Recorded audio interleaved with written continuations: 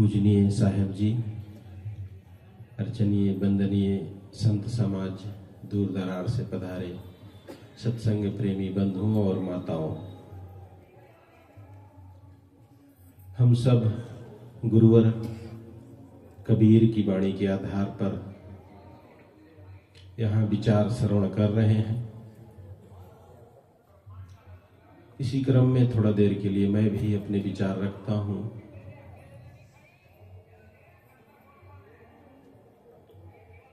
गुरुवर कबीर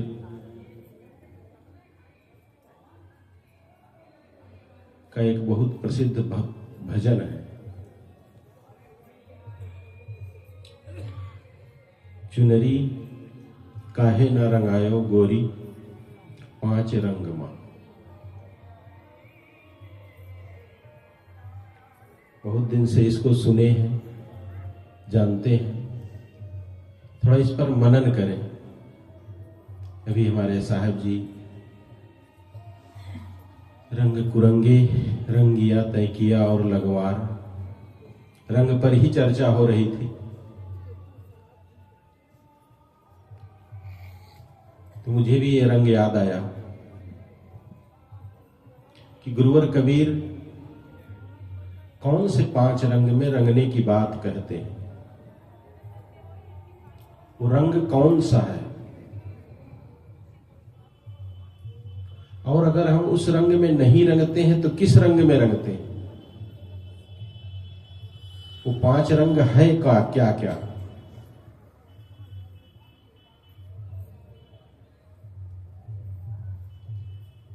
वो पांच रंग है सद्गुण। सद्गुण क्या है?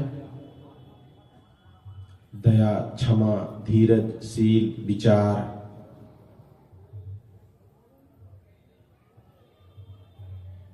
इस जीवन को इन रंगों में मनुष्य क्यों नहीं रंगता है?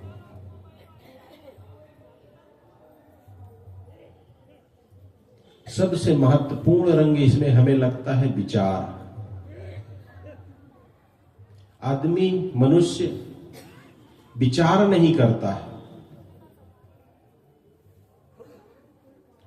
चुनरी तो मिली, शरीर तो मिला है, जीवन तो मिला है, लेकिन उसको कलर नहीं दे पाता है, रंग नहीं दे पाता है। काम में, क्रोध में, मोह में, माया में इस कलर से रंगता है आदमी। ना समझ में, और इस रंग में रंगने का परिणाम, इस रंग में रंगने का परिणाम क्या है? पुलिस रोक रही, उधर मत जाओ, भीड़ बहुत है। लेकिन हमारा रंग तो पक्का है ना, जो हम रंगे। नहाएंगे तो संगम में ही नहाएंगे। बचे चाहे मरे, सब रंग चढ़ा के आए हैं हम सब। अच्छा, ये नहाने की जो मान्यता है, अधिकतर लोगों की क्या मान्यता होगी, क्या भाव होगा? आज के ही दिन नहाने से सारे दुख दूर हो जाएंगे। 99%, कहूं कि 100 कहूं पूरा, 100% लोगों की यही भावना है कि अगर अमावस्या के दिन संगम में डुबकी लगी तो सारे दुख दूर, सारे पाप नष्ट। अब पाप है क्या? पाप नष्ट करेगा कौन? गंगा मां। पाप हम किए हैं ना, कि पड़ोसी किया है उसका नष्ट करने आए। हम जो पाप किए हैं, अब पाप क्या है? वो कर्म जिससे किसी को कष्ट हुआ हो। चोरी, हिंसा, व्यभिचार, बलात्कार, कुछ भी कह लीजिए। ये सब करके कोई आदमी आए और सोचे कि मैं गंगा में नहा लूं, मेरे पाप धुल जाएंगे। तो क्या धुल जाएंगे? लेकिन धोने तो यही आए हैं ना सब। जितने लोग डुबकी लगाए हैं उन सब के अंदर केवल एक ही भावना है कि हमारे पाप कम हो जाएंगे तो जीवन सुखमय बन जाएगा। हमने जो गलत कर्म किया है उससे मुक्त हो जाएंगे, मुक्ति पा जाएंगे, नहा लेंगे तो। साधारण सी बात है, आपके गांव में कोई एक नाबालिग बच्ची का रेप हो जाए और वो अपराधी जेल से बरी हो जाए, उसको कोई सजा ना मिले, आप उस जज को क्या समझेंगे? कि नालायक ही होगा ना, मूर्ख होगा ना। अब आप बताइए, यहां बहुत सारे ऐसे अपराधी आए हैं, पापी आए हैं, बहुत सारे ऐसे अनैतिक काम करके आए हैं। अब अगर गंगा मां ऐसे लोगों को इनके पाप से मुक्त कर देती है तो मेरे पास शब्द नहीं है, उसे गंगा मां कहना चाहिए कि नहीं कहना चाहिए? है? वो गंगा मां कहने लायक भी नहीं रह जाएगी अगर आपको सच में अगर वो मुक्त कर दी तो। अन्याय हो गया ना उस बच्ची के साथ। तो इतना अन्याय करेगी हमारी गंगा मां?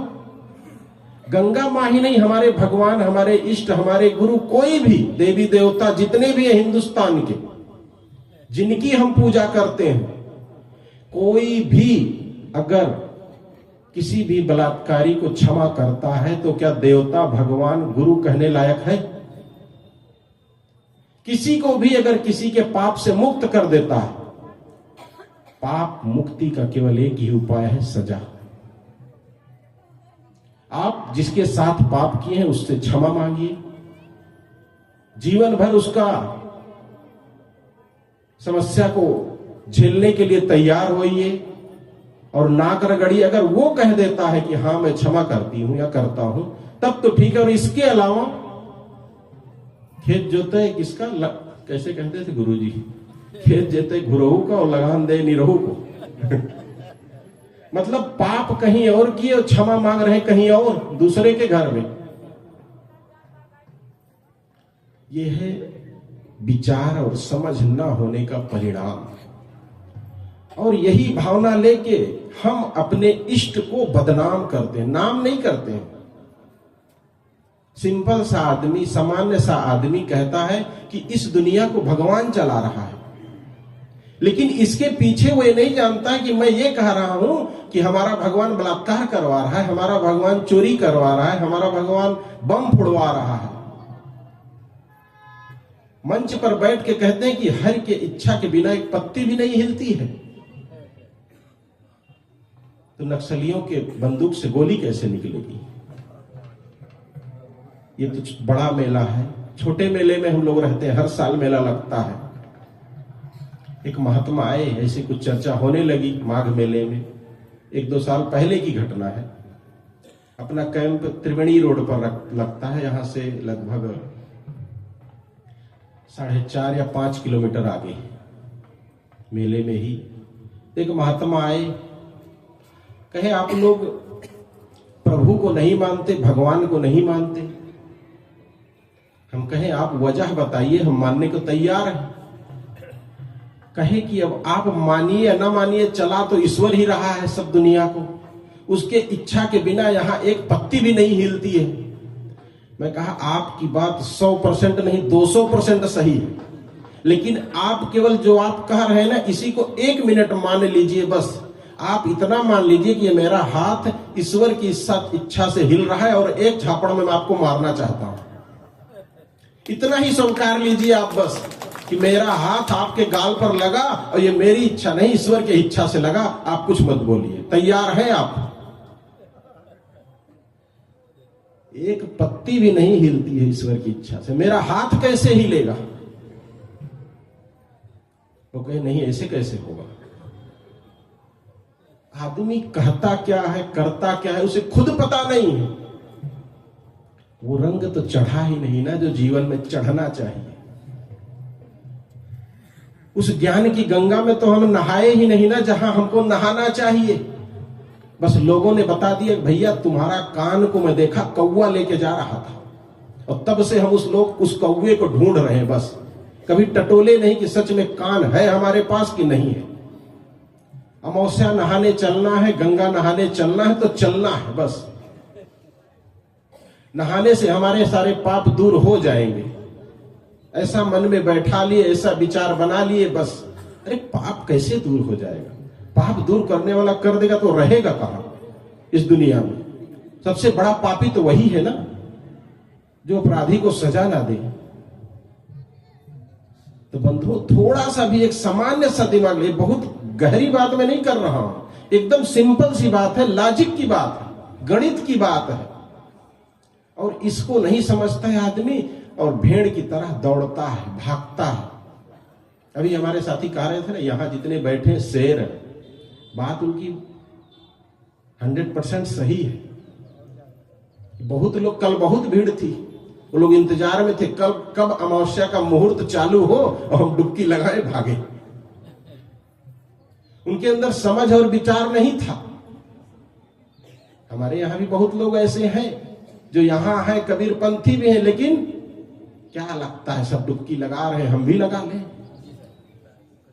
और इसी में बहुत लोग हैं जो गंगा नहाने गए भी नहीं होंगे, देखने भले गए होंगे, चलो घूम आते हैं। क्यों? क्योंकि वो ज्ञान की डुबकी लगा चुके हैं, उनको उस डुबकी लगाने की आवश्यकता नहीं है। तो बंधुओं, जरूरत है कि विचार के रंग में रंगने की, ज्ञान के रंग में रंगने की। इस जीवन में जब तक ज्ञान का रंग नहीं चढ़ेगा, दया, क्षमा, धीरज, शील, विचार, सद्गुणों का रंग नहीं चढ़ेगा, तब तक ये जीवन जीवन नहीं, केवल एक, हम अपने इष्ट को कहते तो हैं कि हम इष्ट को मान रहे हैं, लेकिन मान नहीं रहे, उसको गाली दे रहे हैं, उसका अपमान कर रहे हैं। सीधी सी बात है ना, जैसे हम कहते हैं कि ये दुनिया हमारा भगवान चला रहा है, हमारे गुरु जी चला रहे हैं, लेकिन उसी दुनिया में पाप भी तो हो रहा है, लोगों के साथ अन्याय भी हो रहा है, लोग मारे जा रहे हैं, बम फूट रहा है, निरपराध लोग मारे जा रहे हैं। अब इसका मतलब तुम्हारे गुरु जी करवा रहे हैं? अपने मुख की वार्ता सुने न अपने कान, यही हाल है आज के संसार का। बस ऐसे कह भर देता है। ये कहना कितना आसान है, ये सब प्रभु की माया है और दुनिया प्रभु चला रहा है। सुनने कहने में अच्छा लगता है, लेकिन 1 मिनट केवल सोच लीजिए बुद्धि लगा के, तो ऐसे लगेगा कि आप उसको, उसके पुजारी नहीं है ईश्वर के, ईश्वर को आप गाली दे रहे हैं। गंगा मां के आप भक्त नहीं है, गंगा मां को गाली दे रहे हैं आप, सीधी सी बात है। अगर आप ऐसा कहते हैं कि गंगा मां पाप काटती है, तो बस इतने बस से बात एकदम छोटी है कि गंगा मां पाप नष्ट कर देती है, नष्ट कर। अब उस बेटी से पूछिए जिसके साथ बलात्कार हुआ, उसका पाप नष्ट कर देगी? इतनी बड़ी पापी नहीं होगी गंगा मां, अगर होगी भी एक साधारण सी मां नहीं होगी। लेकिन हम अपने सभी इष्ट और देवी देवता भगवान को एकदम डुबा लेते हैं, डुबा देते हैं नरक में। उनको हम सोचते हैं कि हम ऊंचा उठा रहे हैं, हम उनकी प्रशंसा कर रहे हैं, ऐसा कहने से हम उनके भक्त बन जाएंगे। लेकिन अर्थ उसका कुछ अलग ही होता है बंधुओं, और ये तब समझ में आता है जब ज्ञान की गंगा में नहाएंगे तो। लेकिन यहां ज्ञान की गंगा में नहाने वाले तो कम है, और गंगा जमुना में नहाने वालों की संख्या ज्यादा है। इसीलिए यहां एक मेला लगता है कि तुम जब मेले में जाओ तो गंगा, जमुना, सरस्वती, सरस्वती के मतलब विद्या, विद्या मतलब ज्ञान, ज्ञान मतलब सत्संग, जहां सत्य की चर्चा हो। और वो ज्ञान, वो सरस्वती केवल 1 महीना ही बहती है जब संत लोग यहां आते हैं, और वो उनके मुख से निकलती है वो वाणी। उसमें जब तक नहीं नहाओगे, अब यहां तो और कोई ऑप्शन नहीं नहाने का, मजबूरी में गंगा जमुना में नहाना पड़ेगा। हम लोग भी उसी में नहा रहे हैं, उसी में बोर हुई है, उसी से पानी आ रहा है, सब उसी में नहा रहे हैं। लेकिन कुछ लोग कहते नहीं, जो पानी बह रहा है और एकदम पॉइंट जहां पर मिल रही नदी, वहीं पर नहाएंगे जब 45 करोड़ लोग, तभी मुक्ति मिलेगी। इतनी व्यवस्था है सरकार की, अब सब के सब वहीं पहुंच जाए तो क्या हाल होगा। घटना सुनते ही हैं आप लोग। तो बंधुओं, जरूरत है कि ज्ञान के रंग में रंगे, सरस्वती में भी नहाए कभी, और अपने जीवन को बदलें। जो आप सुनते हैं, समझते हैं, थोड़ा भी अगर सेंस है, समझदारी है, तो अब अपने जीवन को बदलें और विचारों में रंगे और उन विचारों पर चलने का प्रयास करें। गुरुवर कबीर की ये पंक्ति, चुनरी काहे न रंगायो गोरी 5 रंग। इसीलिए गुरुवर कबीर पूछते कि तुम सद्गुणों के रंग में क्यों नहीं रंगते हो अपनी चुनरी? क्यों भ्रम, मान्यता, अंधविश्वास में अपने आप को डुबाते चले जा रहे हो, रंगते चले जा रहे हो? और अधिक कुछ ना कहते हुए मैं अपनी बात कहीं विराम देता हूं। बोलिए सद्गुरुदेव की जय।